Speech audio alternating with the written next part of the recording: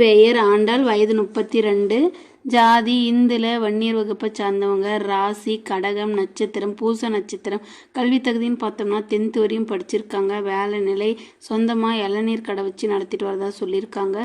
திருமண நிலைன்னு பார்த்தோம்னா முதல் மனம் அல்லது மறுமணம் எதுவாக இருந்தாலும் சம்மதம் சொல்லியிருக்காங்க.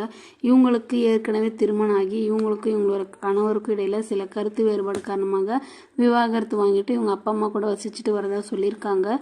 வசதின்னு பார்த்தோம்னா சொல்லிக்கிற அளவுக்கு எதுவும் இல்லை. சொந்தமாக ஒரு வீடு இருக்கிறதாவும் இளநீர் கடையில் ஒரு 15,000 ரூபாய் சம்பாதிக்கணும்னு சொல்லியிருக்காங்க. அதை வச்சு தான் குடும்பத்தை ரன் பண்ணிட்டு வரதாகவும் சொல்லியிருக்காங்க.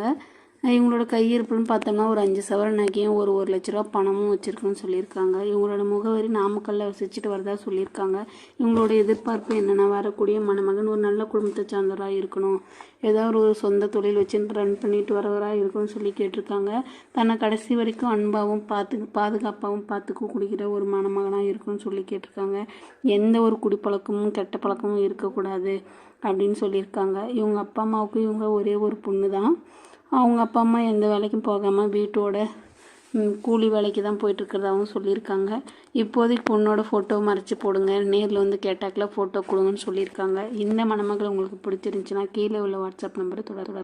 பெயர் பவித்ரா, வயது 35, ஜாதி இந்துல, கொங்கு கவுண்டர் வகுப்பை சார்ந்தவங்க. ராசி மிதுனம், நட்சத்திரம் திருவாதிரை.